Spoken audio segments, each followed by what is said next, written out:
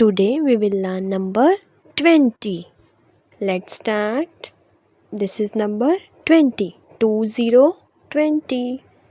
Now see some pictures. These are flowers.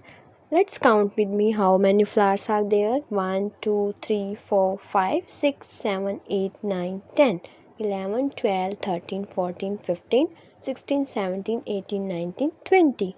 There are 20 flowers. How many cars are there? There are 20 cars. How many stars are there? There are 20 stars.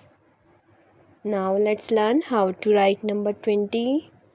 Let's start.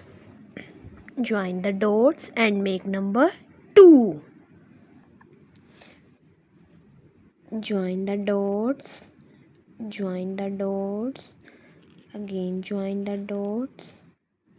Now make a sleeping line. Join the dots. Number 2. Now join the dots and make number 0. Join the dots. Join the dots. Join the dots. Join the dots. 0. 2, 0, 20. Make number 2.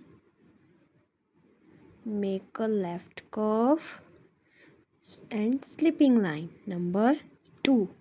Now make a small circle. This is number 0. 2, 0, 20. Right again.